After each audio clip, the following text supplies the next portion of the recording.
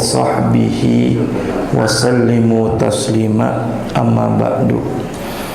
Bapak Ibu yang Allah muliakan, alhamdulillah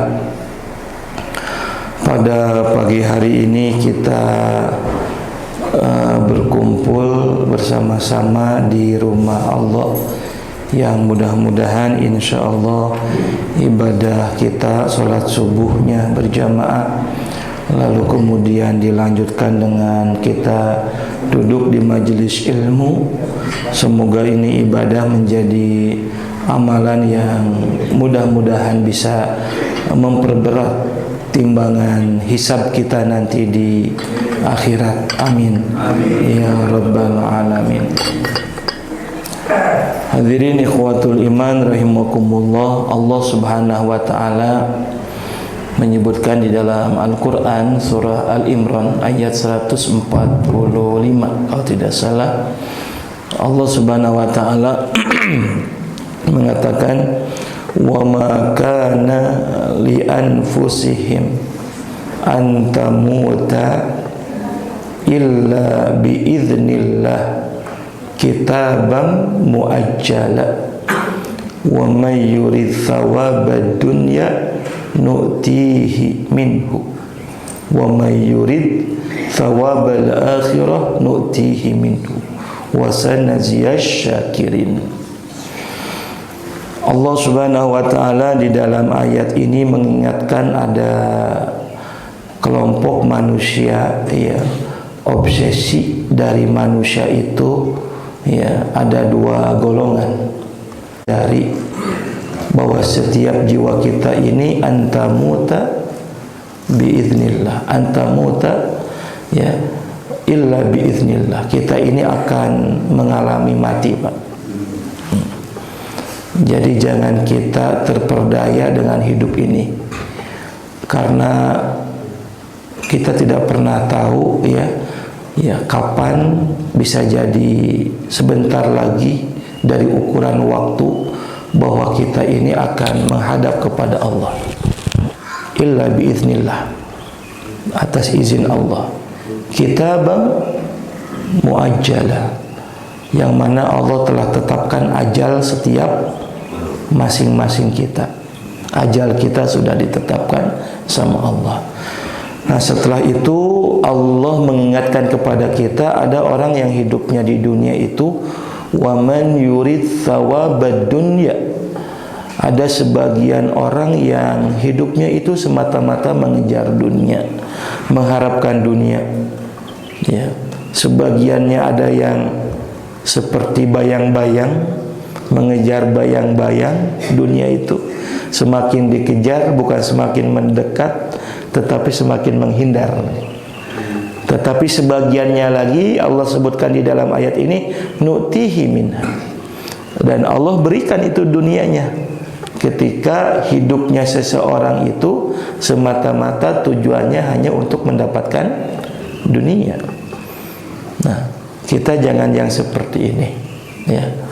Karena hakikatnya bagi orang yang beriman, wa may yurid thawabal akhirah, orang beriman itu hidupnya mengharapkan akhirat, gitu, ya, mengharapkan akhirat. Kenapa?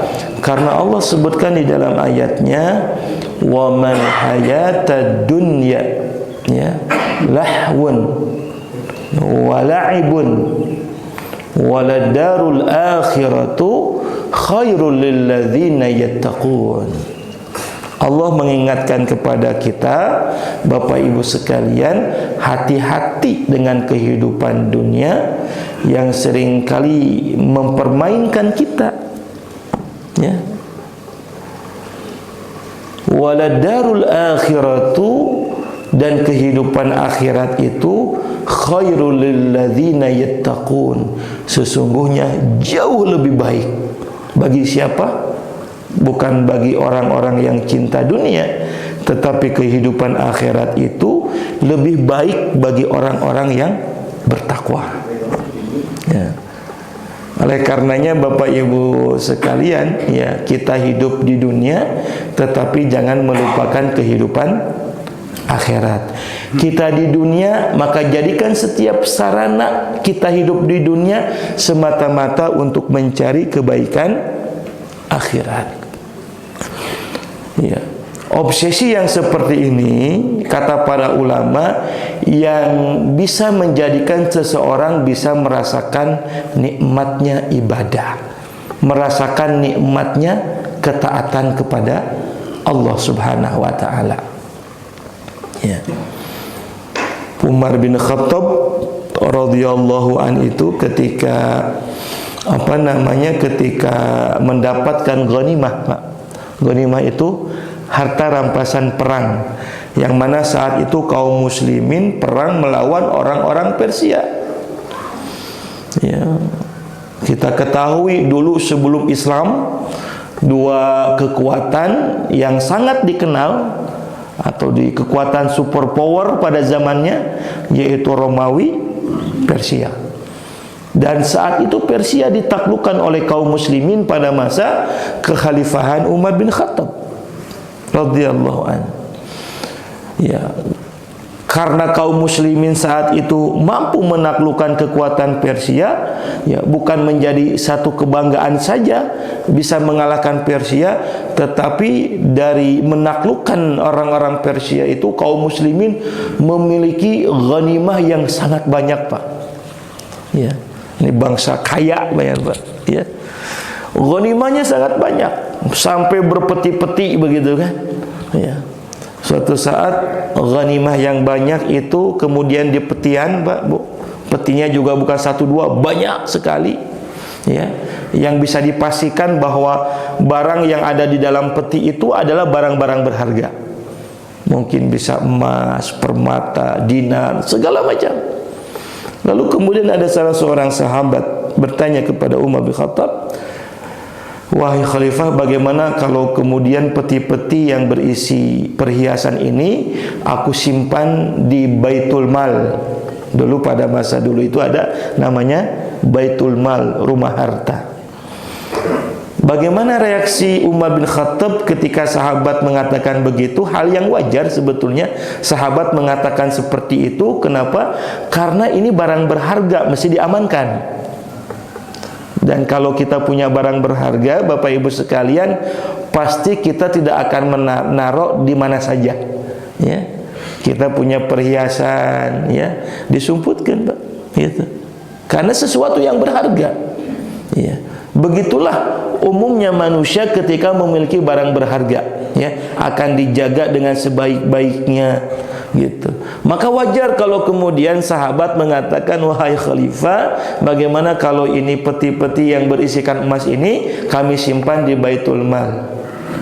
Tapi Umar bin Khattab itu walaupun khalifah, ya, Masya Allah, kalbunya, hatinya itu nyantolnya itu bukan dengan dunia, tapi hatinya itu nyantolnya dengan akhirat, Bapak Ibu sekalian.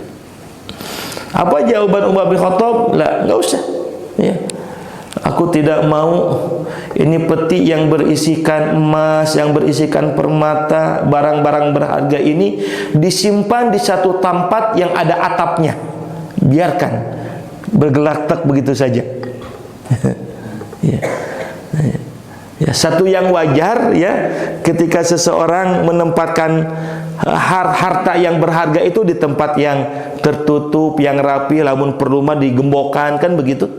Tapi Umar bin Khattab enggak memahaminya seperti itu. Kata Umar bin Khattab, "Lah, aku tidak ingin harta ini diberikan tempat yang ada atapnya. Biarkan harta itu disimpan di luar Masjid Nabawi. Biarkan harta itu disimpan di situ. Nanti besok pagi aku akan bagikan harta ini kepada kaum muslimin."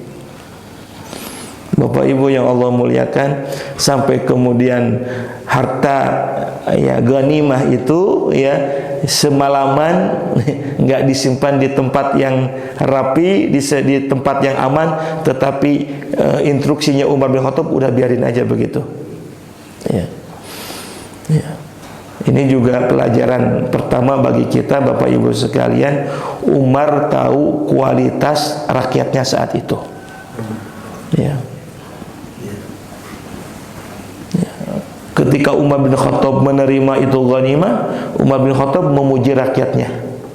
Ya, dan dia sampaikan langsung di hadapan rakyatnya. Ya, ini ghanimah, harta rampasan perang berharga sekali, tetapi di antara kalian tidak ada yang mengambil sedikit pun itu harta rampasan perang ghanimah. Ya. Maka kata Ali bin Abi Thalib radhiyallahu an, ketika Umar bin Khattab mengatakan begitu, apa responnya? Wahai khalifah, ya, sebagaimana kualitas pemimpinnya, maka rakyatnya pun ya tidak melakukan seperti itu. Kalau pemimpinnya menjaga izzah, harga diri, atau menjaga ifahnya, maka rakyatnya pun akan menjaga izzah. Maka Imam Ibnu Khaldun di dalam kitabnya beliau mengatakan, an-nasu ala dini mulukihim. Kualitas rakyat itu menggambarkan kualitas agamanya para pemimpin. Gitu. Ya. Itu gambarannya begitu. Jadi kalau rakyatnya banyak yang pinjol, Pak, pinjaman online sekarang musim tuh, ya, sigana teh gitu, pemimpin lagi tukang ngarutang tah. Gitu. Ini ungkapan Imam Ibnu Khaldun, an-nasu ala dini mulukihim. Maka kata Ali bin Abi Thalib, wahai khalifah, karena kualitas pemimpin, kualitas agama yang ada pada dirimu, ya, mencerminkan gambaran kualitas masyarakat yang kau pimpin. Tidak ada yang korupsi, Pak. Padahal kalau mau ketika perang, ya bisa saja tuh harta rampasan perang di sakuan, Pak. Ya, di sakuan bisa aja, Pak. Ya, gitu kan. Yang sesuatu yang berharga. Tapi Umar bin Khattab sampai memujinya. Makanya ketika pada masa Bani Umayyah, ya, pada tahun 715 Masehi, yang mana saat itu dipimpin oleh seorang pemimpin namanya Walid bin Abdul Malik. Walid bin Abdul Malik itu ketika memimpin Bani Umayyah, kesenangannya itu mengumpulkan barang-barang yang berharga, Pak. Kesenangannya itu ngumpulin barang-barang berharga, barang-barang antik. Dan ternyata, ya, ini juga mencerminkan rakyatnya. Sehingga setiap hari ketika rakyatnya ketemu, yang ngobrol, yang diobrolkan barang-barang berharga, barang-barang antik. Ketika tahun 717 Masehi, ya, Walid bin Abdul Malik wafat, diganti oleh Sulaiman bin Abdul Malik. Sulaiman bin Abdul Malik kegemarannya berbeda dengan Walid bin Abdul Malik. Kalau Sulaiman bin Abdul Malik itu, mohon maaf, Pak, ya, dulu juga pada masa Bani Umayyah tidak semuanya pemimpin itu takut kepada Allah. Ya. Sulaiman bin Abdul Malik itu kesenangannya itu wanita, Pak. Wanita. Ya. Maka rakyat yang dipimpinnya sehari-harinya yang diomongin juga adalah, ente udah punya istri berapa? Gitu. 2, 3 saya begitu, 4 begitu. Menggambarkan satu kondisi seperti itu. Nah, baru tahun 720 Masehi kepemimpinan diganti oleh Umar bin Abdul Aziz. Kita kenal, ya. Kita seringkali mendengar nama Umar bin Abdul Aziz, seorang pemimpin yang takut kepada Allah Subhanahu wa taala. Dia ahli ruku, ahli sujud, gitu, ya. Ahli saum, ahli sedekah. Maka subhanallah, ya. Itu disebutkan dalam tarikh Bani Umayyah bagaimana kondisi masyarakatnya ketika ngobrol, yang diobrolkan adalah tentang akhirat, Pak. Ya. Gitu. Bapak Ibu sekalian. Makanya mudah-mudahan kita juga, ya, mengharapkan pemimpin yang bukan hanya berbicara tujuan dunia, tetapi kita mengharapkan pemimpin-pemimpin yang membawa kita supaya mengingat kehidupan akhirat. Ya. Ini PR kita yang hubungannya dengan akhirat itu memang kadang perhatiannya kurang, Bapak Ibu sekalian. Ya, ya, saya jadi RW misalnya ada bantuan guru ngaji, coba, Pak. Ya, dengan ukur sabulan 100.000, Pak. Gitu. Padahal padahal ini yang apa namanya, yang bisa membekali anak-anak kita. Kebayang kalau ada kebijakan setiap masjid, gitu kan, ada seorang ustadz, ya, yang bukan di hire oleh DKM, tetapi pemerintah yang langsung bertanggung jawab, yang mengajarkan anak-anaknya, yang mengajarkan jamaahnya semua, masya Allah gitu. Maka Umar bin Khattab radhiyallahu anhu itu yang paling peduli dengan kehidupan akhiratnya, sampai-sampai harta ghanimahnya itu nggak disimpan di Baitul Mal, nggak disimpan di tempat yang aman, tetapi kata Umar bin Khattab, taruh aja di luar. Sampai kemudian ditinggalkan oleh Umar bin Khattab. Keesokan harinya ketika sholat subuh, baru kemudian Umar bin Khattab menyampaikan kepada kaum muslimin. Kenapa sholat subuh, Pak? Karena pada saat itu kalau sholat subuh, kaum muslimin yang ikut sholat banyak, Pak. Beda jeung ayeuna banyak. Jadi untuk membagikan sesuatu itu kadang saat itu di sholat subuh.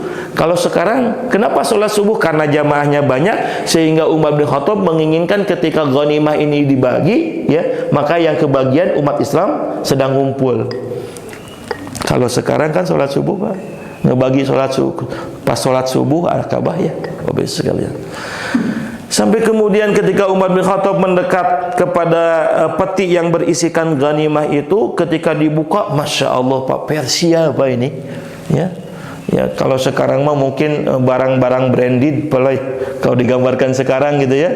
Ya, barang-barang apa namanya, luar negerian semua. Ini Persia, ketika dibuka tuh harta ghanimahnya, masya Allah, permatanya, intan permatanya bukan kualitas biasa. Sampai kemudian disebutkan tuh dalam salah satu riwayat yang menimbulkan cahaya, ya, ada yang warna kuning, ada yang warna merah, hijau, saking bergelap klipnya itu mutiara begitu. Yang lain senangnya luar biasa. Ya, ini kan halal, Pak, ya. Ghanimah itu halal. Yas'alunaka 'anil anfal, qulil anfal lillahi war rasul. Jadi ghanimah ketika dibagikan itu hak Allah, Rasulnya, dan kemudian dibagi oleh Rasul kepada kaum muslimin. Oh, senang Bapak Ibu sekalian. Tapi bagaimana dengan kondisi Umar bin Khattab? Di saat yang lain, sahabat yang lain, ya, tersenyum, bergembira, tetapi Umar bin Khattab menangis, Bapak Ibu sekalian. Dan menangisnya sejadi-jadinya. Sampai sahabat bertanya, "Ya Amirul Mukminin, ya, ma tabki? Apa yang menyebabkan engkau menangis? Fa innal yaum hadza sa'adah wa hadza surur." Kata sahabat tuh, "Wahai khalifah, kenapa engkau menangis? Padahal hari ini hari kebahagiaan, ya, hari menjadikan kita bahagia." Apa kata Umar bin Khattab? "Inilah yang aku khawatirkan. Sebab inilah umat Islam menjadi berpecah. Sebab inilah umat Islam terkadang saling bermusuhan, Bapak Ibu sekalian." Masya Allah. Ini Umar bin Khattab radhiyallahu anhu. Maka wajar kalau kemudian Nabi mengatakan bahwa Umar bin Khattab ini manusia terbaik setelah Nabi, setelah Abu Bakar, lalu kemudian Umar bin Khattab. Kenapa Bapak Ibu sekalian kita harus memiliki obsesi sampai kemudian hati kita itu mengingat kehidupan akhirat? Karena kata para ulama, kalau orang sudah mengingat akhirat, maka insya Allah seseorang itu akan merasakan lezat, akan merasakan nikmatnya suatu ibadah. Jadi kalau kita hatinya masih dunia, jangan berharap kita bisa nikmat sholat, jangan berharap kita bisa nikmat zikir kepada Allah Subhanahu wa Ta'ala.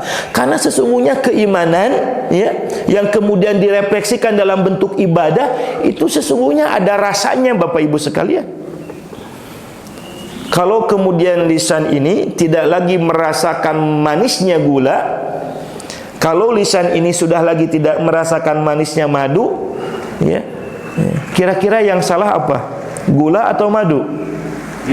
Lidah kita. Karena sampai kapanpun yang namanya gula ini akan manis, madu juga akan manis, ya. Orang lain, ya, menyebutkan bahwa ini makanan enak, ya. Tetapi bagi orang yang lidahnya bermasalah, mungkin dia sakit, makanan seenak apapun menurut orang lain dia mah nggak enak. Kenapa? Pahit, Pak. Karena sedang bermasalah lidahnya. Begitu juga penglihatan mata kita, ya. Ketika kita melihat sesuatu benda yang ada di hadapan kita, lalu kemudian benda ini kabur, nggak jelas kita lihat, kira-kira yang salah bendanya atau mata kita? Mata kita, Bapak Ibu sekalian. Makanya di antara kita pakai kacamata.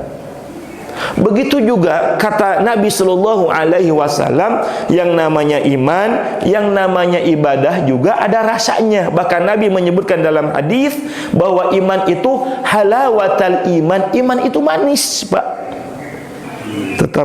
Tetapi kenapa seringkali kita tidak merasakan manisnya keimanan? Yang salah apa?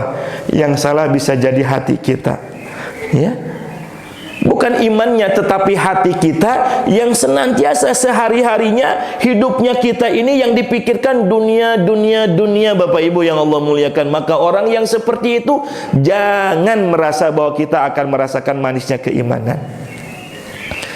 Umar bin Khattab radhiyallahu an itu bagaimana merasakan nikmatnya ibadah. Mudah-mudahan Bapak Ibu sekalian, Allah berikan kepada kita ini bukan hanya nikmat dunia, tetapi Allah karuniakan kepada kita lezatnya, nikmatnya ibadah. Bagaimana ketika kita sholat, betapa nikmat kita sedang sholat. Ketika kita baca Al-Quran, kita merasakan nikmatnya membaca Al-Quran. Umar bin Khattab radhiyallahu an yang kehidupannya akhirat, hatinya muallaqah, yang senantiasa tersambung dengan kehidupan akhirat, Bapak Ibu sekalian. Umar bin Khattab ketika sholat subuh, ya, yang dulu kalau sholat subuh, Pak, penerangannya sangat terbatas, Pak, lampunya gelap. Sholat subuh Umar bin Khattab, ya, jangankan dulu pada masa Nabi, mungkinnya orang tua dulu kita kalau mau ke masjid pakai apa penerangnya, Pak? Terbatas lah begitu. Kebayang, Pak, ribuan tahun yang lalu begitu, ya. Ini penerangan sangat sekali terbatas. Maka saat itu Bapak Ibu yang Allah muliakan, ya, kalau ada orang mau masuk masjid, ya, yang lainnya tidak tahu siapa dan bawa apa. Disebutkan dalam salah satu riwayat, ketika Umar bin Khattab sedang sholat subuh, bahkan dia menjadi imam sholat subuh, maka kemudian datang, ya, dari belakang itu seorang majusi.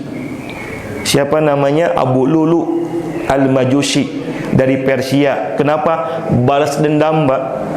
Karena tadi saya sampaikan Persia ditaklukkan oleh umat Islam.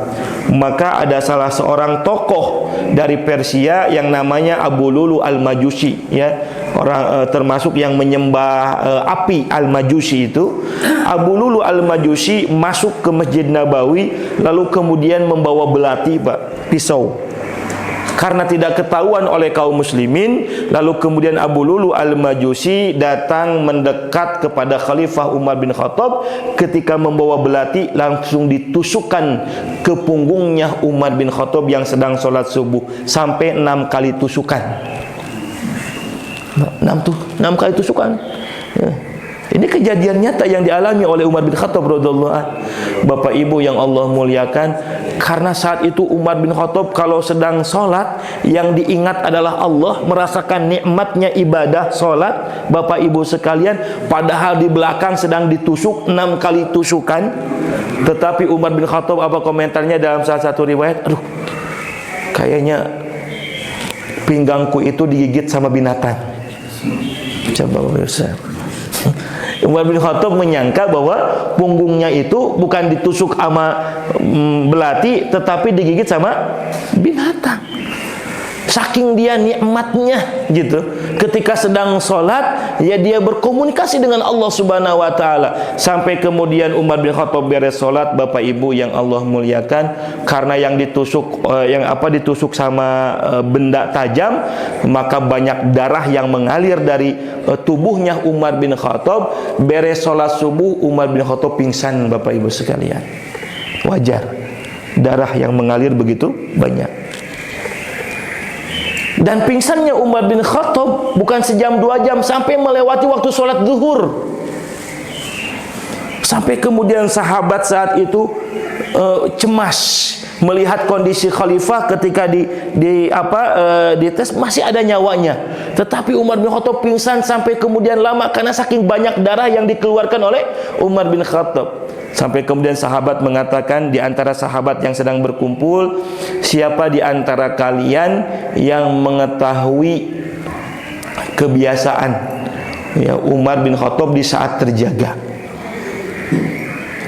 Maka ada salah seorang sahabat yang mengacungkan tangan, aku mengetahui kebiasaan Umar bin Khattab.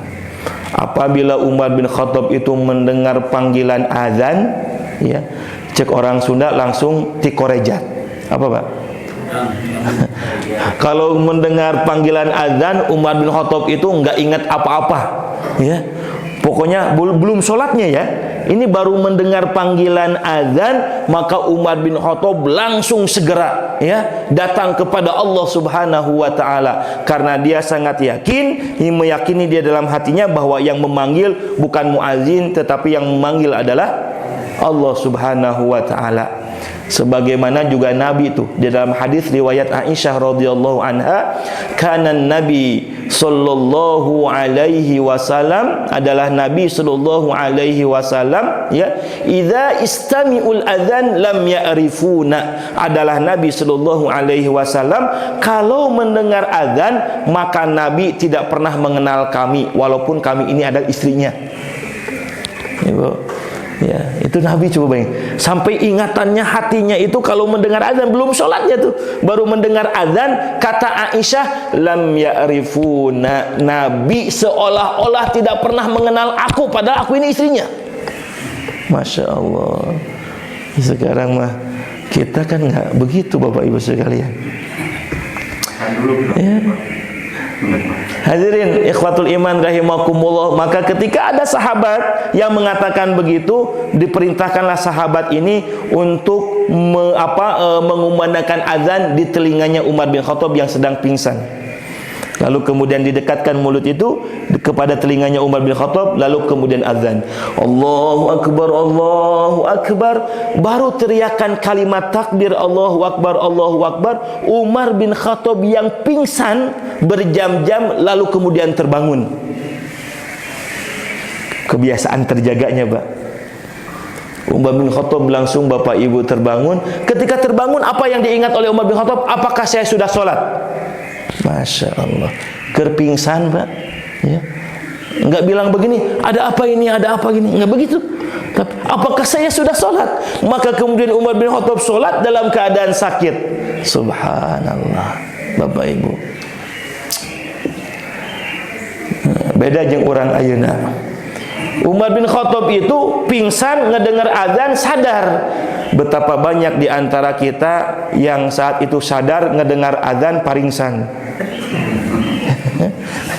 Dengan azan Pak tidur begitu, Masya Allah. Kenapa Umar bin Khattab bisa begitu? Karena dia merasakan nikmatnya ibadah, begitu Bapak Ibu yang Allah muliakan. Nah, mudah-mudahan Bapak Ibu yang kita minta kepada Allah bukan hanya sehat saja, yang diminta kepada Allah bukan hanya dilapangkan, diluaskan rezekinya saja, tapi coba kita minta kepada Allah Subhanahu wa taala, ya Allah, karuniakan kepadaku kenikmatan di saat kita beribadah kepada Allah. Karena ibadah itu lezat, ibadah itu nikmat Bapak Ibu sekalian. Ya. Tapi salah satunya tadi apa? Kalau kita ingin merasakan nikmatnya ibadah, maka hati kita harus nyambung dengan kehidupan akhirat. Waladarul akhiratu khairul lil ladzina yattaqun. Bapak Ibu sekalian. Makanya disebutkan oleh para ulama, Abdullah bin Wahab mengatakan, kullu malzudin fid dunya lazzatun wahidatun. Setiap kenikmatan dunia itu lezatnya hanya sekali, Pak. Ya. Summa tazul, ya, ketika kita meninggal dunia, maka kita tidak lagi merasakan lezatnya dunia. Kapan kita merasakan nikmatnya dunia? Di saat kita hidup. Tetapi ketika kita wafat, ketika kita meninggalkan dunia yang fana, maka kita tidak akan lagi bisa merasakan nikmatnya dunia. Sekalipun kita punya rumah mewah, sekalipun kita punya kendaraan mewah, harta berlimpah, maka Bapak Ibu yang Allah muliakan, kapan itu bisa kita nikmati? Ketika kita hidup di dunia. Tetapi ketika kita meninggalkan dunia, bisa dinikmati lagi enggak itu nikmat dunia? Enggak, Pak. Bahkan Nabi sebutkan di dalam hadis, ada orang yang hidupnya itu Bapak Ibu sekalian paling bahagia di dunia. Ya. Dalam hadis sahih, Ada orang yang hidupnya paling bahagia di dunia, keinginan apapun bisa diwujudkan. Ya, bisa diwujudkan. Tetapi orang ini lalai kepada Allah semasa hidupnya, lalu kemudian orang ini dipanggil, dihadapkan oleh Allah siksaan neraka. Belum disiksa, baru Allah perlihatkan kepada orang ini siksaan neraka. Lalu kemudian Allah bertanya kepada orang ini.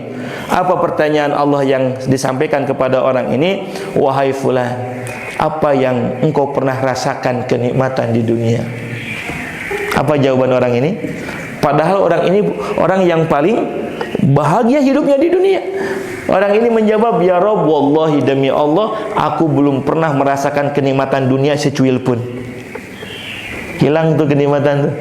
Ya, ketika dihadapkan oleh Allah, diperlihatkan siksaan oleh Allah, maka nikmat dunia itu hilang. Tuh. Sebaliknya, illa min lazzatil ibadah, Bapak Ibu sekalian. Kecuali ketika seseorang merasakan nikmat lezatnya ibadah. Fa inna laha thalathatun lazzat, kata Abdullah bin Wahab.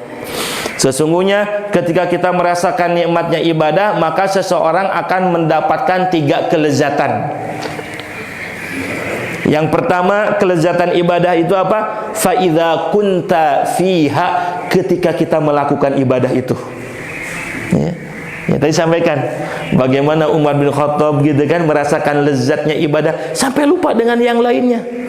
Ketika kita merasakan lezatnya ibadah, maka kita akan jangankan ketika bacaan takbir saja, Allahu Akbar, enak Pak, asli. Kau sedang menikmati ibadah itu. Ya. Subhana rabbiyal a'la wa bihamdi, subhana rabbiyal azimi wa bihamdi. Masya Allah. Ketika baca at-tahiyat, nyambungnya dengan Allah, luar biasa kasih sayang Allah kepada kita. At-tahiyatul mubarakatus salawatu thayyibatu lillah, seolah-olah kita sedang mengucapkan salam kepada Allah. Bapak Ibu, ya, itu at-tahiyat itu menurut riwayat ucapan salam Nabi kepada Allah, Pak. Karena ketika Nabi Isra Mi'raj gitu ya, umumnya kan kalau kita bertemu, Pak, apa yang kita ucapkan? Salam ya. Assalamualaikum warahmatullahi wabarakatuh. Keselamatan bagimu, rahmat Allah dan berkahnya Allah. Tapi kalau bertemu dengan Allah, assalamu alaika Allah, keselamatan bagi engkau wahai Allah. Nggak butuh Allah doa kita gitu. Maka Nabi SAW nggak pas kalau mengucapkan salam kepada Allah dengan ucapan begitu. Maka kata para ulama dalam salah satu riwayat, salam apa yang cocok buat Allah? At-tahiyatul mubarakatus salawatut thayyibatu lillah. Ya. Ya. Keagungan, ya.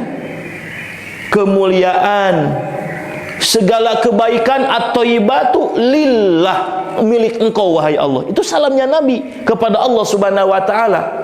Maka dijawab salamnya dari Nabi kepada Allah. Nah, assalamu alayka ayyuhan nabiyyu warahmatullahi wabarakatuh. Karena Nabi mengatakan salam, kan dijawab, mesti dijawab sama Allah. Makanya salah satu kewajiban kita seorang muslim, kalau ada yang mengucapkan salam, maka kewajiban kita menjawabnya. Sekarang Nabi menyampaikan salam kepada Allah, at-tahiyatul mubarakatuh, keberkahan, segala rupa kemuliaan milik engkau wahai Allah. Maka kemudian Allah menjawab, assalamu alayka ayyuhan nabiyyu wa rahmatullah wa barakatuh. Keselamatan bagi engkau wahai Nabi, rahmat diberikan kepada engkau, berkah juga Allah berikan kepada engkau. Tapi subhanallah, ketika Nabi mendapatkan jawaban salam dari Allah, Nabi mengatakan kepada Allah, ya Rabb, yang mendapatkan salam jangan hanya aku saja, tapi umatku harus kebagian salam. Maka kemudian Allah pun memberikan salam kepada umat Rasulullah, assalamu alaina wa ala ibadillahis sholihin. Kalau kita perhatikan terjemahannya, memang ini dialog Nabi dengan Allah Subhanahu wa taala. Ketika kita at-tahiyatul mubarakatus sholawat, seolah-olah kita sedang mengucapkan salam. Karena solat ini, kata para ulama, adalah ibadah yang langsung menyambungkan diri kita dengan Allah. Sekalipun Allah tidak nampak di hadapan kita, tidak kelihatan di hadapan kita ketika kita salat at-tahiyatul mubarakatus salawatut thayyibatulillah. Lalu kemudian Allah menjawab salam kepada kita, assalamu alaina wa ala ibadillahis. Bapak Ibu sekalian, nikmat gitu. Kita kan beda Pak ya Bu. Ya kadang sholat itu pikiran ke mana gitu ya. Kadang kita ini kalau sedang sholat saking pikirannya kemana, mikir ini 3 rakaat 4 rakaat ya. Bapak Ibu sering tidak? Suka begitu nggak? Bapak Ibu sering. Ibu Bapak kalau kita sedang bingung ini 3 rakaat, kenapa kita bisa gitu? 3 rakaat 4 rakaat karena pikirannya ke mana wae. Kalau kita sedang dalam kondisi begitu, Bapak Ibu sekalian, jangan sampai kesenangan kita diskon dipakai dalam sholat. Mentang-mentang kita senangnya diskon, sedang sholat lagi, hayangnya teh diskon 3, 4, opat we nu loba sana. Nah, jadi kata Nabi, kata para ulama, kalau kita sedang dalam kondisi lupa sedang sholat, Pak, pilih yang paling sedikit rokaatnya. Ini 2 atau 3. Dah yang buru-buru beres, geus 3 weh gitu. Nah, jadi pilih yang paling sedikit. Berapa, Pak? 2. Gitu. Nah, sampai kita bisa sampai begitu Bapak Ibu sekalian. Yang jadi masalahnya bukan sekali 2 kali, sering gitu Pak kita. Nah, maka Masya Allah, ini kita kayaknya jauh merasakan nikmatnya ibadah. Jadi nikmatnya ibadah yang pertama, idza kunta fiha, Bapak Ibu sekalian. Nah, apalagi kita masih berada di bulan Syaban, Pak ya. Nabi begitu Nabi begitu perhatiannya dengan bulan Syaban ya, sampai ibadahnya yang dilakukan oleh Nabi sangat luar biasa di bulan Syaban ini Bapak Ibu sekalian. Ada sahabat Nabi namanya Usama bin Zaid. Lalu kemudian bertanya kepada Rasulullah, "Ya Rasulullah, lam araka tasumu syahran minasyuhuri ma tasumu minasya'ban." Ya Rasulullah, aku tidak pernah melihat engkau lebih banyak saumnya melebihi saumnya di bulan Sya'ban. Hadis riwayat Imam An-Nasa'i. Dalam hadis riwayat Imam Bukhari, Aisyah mengatakan, Rasulullah itu kalau di bulan Syaban an yasumu aktsara minasya'ban. Nabi kalau di bulan Syaban saumnya lebih banyak. Bagaimana perhatian Nabi ibadahnya di bulan Syaban? Nah, kata Nabi sallallahu alaihi wasallam, "Dzalika syahrun tughfalun nasu anhu bainar Rajab war Ramadan." Bulan Syaban ini bulan yang terletak di antara bulan Rajab dan bulan Ramadan adalah bulan yang sering kali dilupakan oleh banyak manusia. Mudah-mudahan Bapak Ibu ya, kita sebentar lagi ya 2 pekan lagi. Kalau tidak salah tadi malam nisfu Syaban ya Pak ya. Ya. Nah, Bapak malam nisfu Syaban pun ada hadisnya. Kaitan dengan ibadah, nggak ada ibadah yang dikhususkan, tapi kalau kita mau sholat, kalau kita mau zikir silakan. Karena Nabi sebutkan di dalam hadis ya, riwayat Imam At-Tabrani, riwayat Imam Ibnu Majah, hadis ini pun disahihkan oleh Nasihuddin Al-Albani, walaupun ada ulama yang mendhaifkan, Imam Az-Zahabi misalnya, tetapi ada yang mensahihkan. Tetapi para ulama sepakat kaitannya dengan keutamaan dalam beramal boleh diamalkan, walaupun hadis itu dhaif. Kecuali yang berhubungan dengan akidah, kecuali yang berhubungan dengan muamalah, maka hadis dhaif ini kita tinggalkan. Itu kesepakatan para ulama. Apa kata Nabi? Innallaha la yattali'u laila an-nisfu minasya'ban fayaghfiru li jami'i khalqihi illa lil musyrik aw musahin. Allah akan turun di malam tadi itu, malam nisfu Syaban, memberikan seluruh ampunannya, dosa makhluknya diampuni kecuali dosa-dosa orang yang berbuat musyrik, menyekutukan Allah. Yang kedua, au musyahin, yang berselisih dan tidak pernah saling memaafkan. Bapak Ibu sekalian ya, mudah-mudahan ini keutamaan. Termasuk tadi Nabi perhatiannya di bulan Syaban, kata Nabi, syahrun taghfulun nasu anhu bainar Rajab war Ramadan. Bulan Syaban ini adalah bulan yang sering kali dilupakan oleh banyak umat manusia. Maka Bapak Ibu yang Allah muliakan, mudah-mudahan masih ada waktu yang tersisa setengah bulan ini, mudah-mudahan kita bukan termasuk orang yang melupakan bulan Syaban. Wadzalika syahrun turfaul a'mal ila rabbil alamin. Bulan Syaban ini bulan di mana amal-amal kita itu akan diangkat ke langit.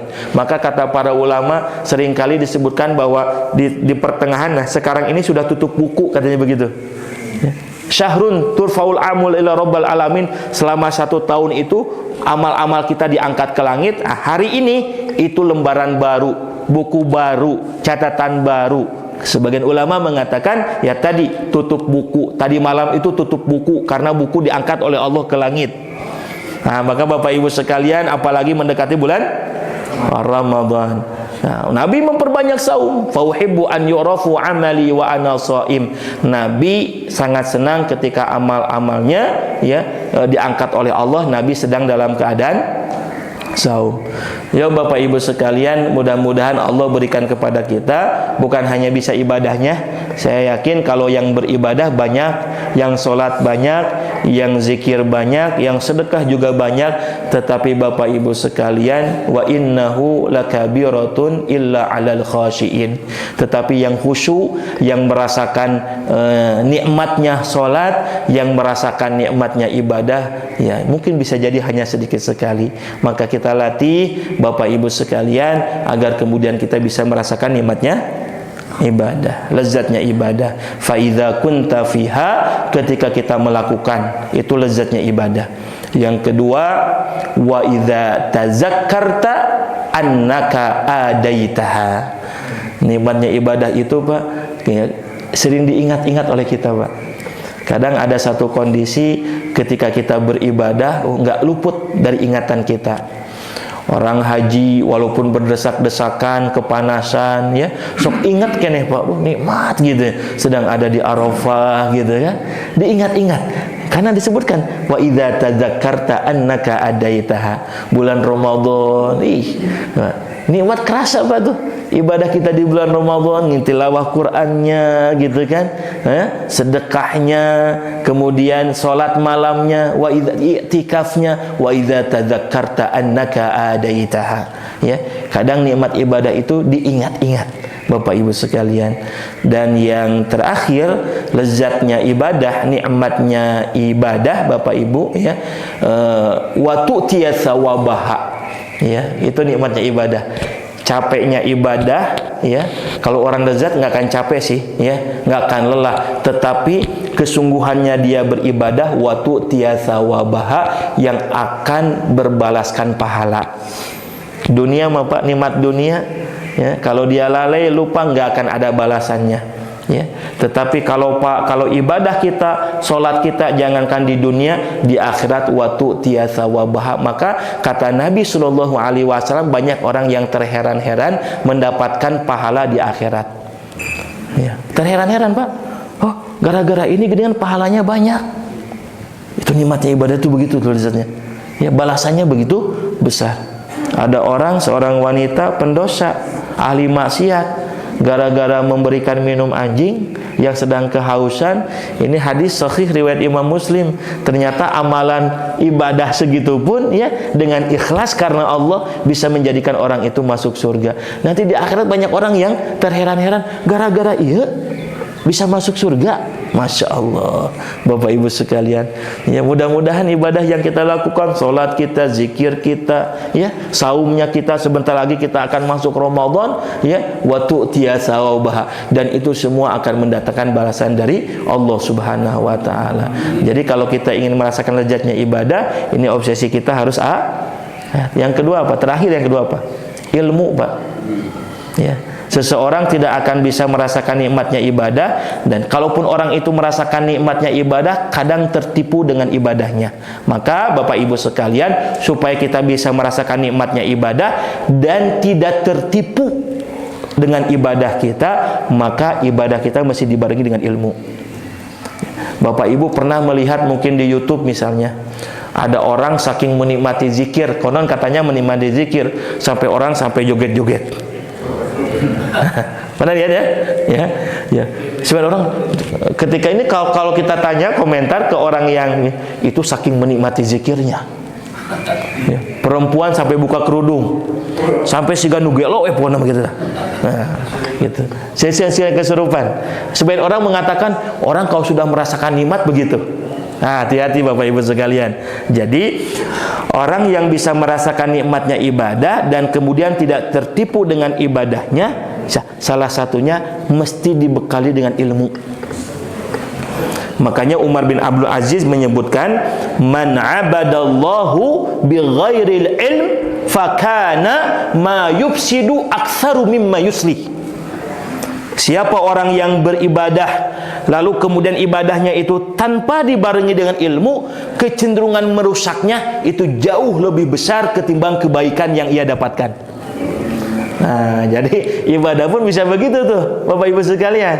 Nah, apalagi Allah sebutkan di dalam ayatnya, ya, kata Allah Subhanahu wa taala, "Fala taghurrannakumul hayatad dunya wa la yaghurrannakum billahil gharur." Jangan kalian tertipu satu dengan kehidupan dunia, dan jangan kalian tertipu atas ibadah yang kalian lakukan.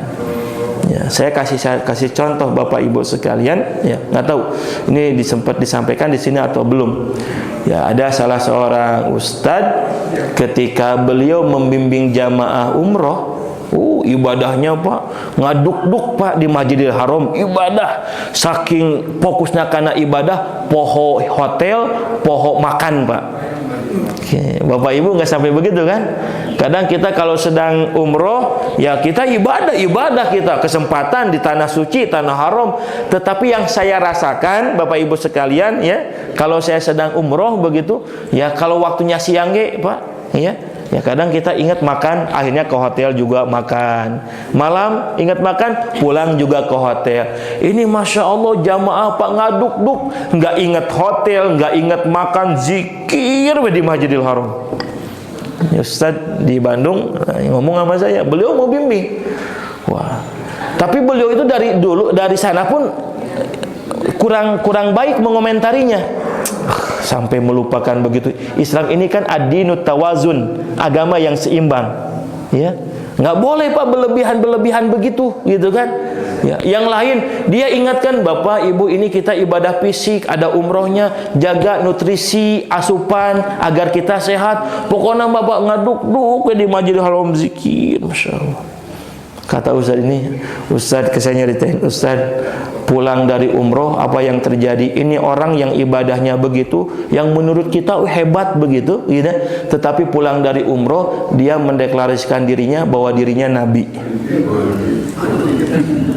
Ini kalau saya sebutkan namanya, Bapak Ibu tahu nih namanya, ya, karena sempat dikenal. Tapi saya nggak sebutkan namanya, khawatir bertaubat sama Allah, gitu ya. Dulu ada yang mengaku nabi palsu. Nah, orang ini Pak di Masjidil Haram ibadahnya, Ustaz ini yang bercerita pembimbingnya sama saya. Ya. Paham maksudnya pada sini? Maka ibadah itu zikir bagus, ya, memperbanyak zikir bagus. Tetapi Bapak Ibu sekalian, khawatir sekali lagi kalau ibadah kita tanpa dibarengi dengan ilmu. Dia bisa merasakan nikmatnya zikir, nikmatnya ibadah, tetapi kadang setan menipu kita, bukan kemudian kita supaya berbuat dosa saja, buat maksiat saja. Kadang setan menipu kita atas ibadah yang kita lakukan, sehingga kita menganggap, wah ini orang hebat, orang mulia, padahal disesatkan sama setan. Makanya Imam Ibnu Qayyim Az-Zaujiyah, salah satu pintu setan menyesatkan kita itu adalah dengan ibadah. Nah, maka tadilah Bapak Ibu sekalian, kenapa kita mesti belajar? Bapak Ibu sekalian, kita mesti datang ke majelis ilmu. Mudah-mudahan ibadah yang kita lakukan, ibadah yang dibarengi dengan ilmu. Kenapa? Karena kata para ulama, orang yang akan bisa merasakan nikmatnya ibadah dengan baik, dia khusyuk ketika sedang beribadah kepada Allah Subhanahu wa taala. Satu, hatinya terikat dengan akhirat. Yang kedua, ibadahnya mesti dibarengi dengan ilmu. Maka carilah kemuliaan itu salah satunya di majelis ilmu. Bapak Ibu, ya, walaupun kita ngantuk subuh gitu kan, bismillah paksakeun we Pak Bu ya. Tenanawan Pak nundutana di dia 10 menit ngeceng hardeui. Ya. Kenapa Bapak Ibu sekalian? Ini sebab kita untuk mendapatkan kemuliaan ketika kita berada di majelis ilmu. Mudah-mudahan Bapak Ibu sekalian, insyaallah Allah karuniakan kepada kita, ya, kenikmatan dalam beribadah, karena sejatinya inilah obsesinya orang-orang yang beriman. Kalau orang sudah merasakan nikmatnya ibadah, pasti dia akan khusyuk, gitu. Faman zuhziha 'anil nar wa udkhilal jannah, orang yang dijauhkan dari neraka masuk ke dalam surga itu siapa mereka? Mereka yang ibadahnya itu Allah ridhai. Orang yang ibadahnya dia merasakan nikmat, merasakan kekhusyuan di dalam ibadahnya. Maka Bapak Bapak Ibu, sekarang bulan Syaban ini kita latih ya, agar ibadah kita itu menghadirkan kenikmatan. Ya, sebelum nanti pas Ramadan kita akan merasakan nikmat yang lebih berlebih lagi insyaallah. Kita nikmat salat, kita nikmat saum, kita nikmat tilawah Al-Qur'an, kita juga menikmati sedekah, bahkan zakat kita di bulan Ramadan. Kalau sudah merasakan nikmat, apapun kendalanya, apapun cobanya, kita akan merasa enteng melakukannya. Itu saja Bapak Ibu yang Allah muliakan, kurang lebihnya saya mohon maaf. Rabbana atina fid dunya hasanah wa fil akhirati hasanah wa qina adzabannar wa sallallahu ala Muhammadin wa ala alihi wa sahbihi wa sallim. Assalamualaikum warahmatullahi wabarakatuh.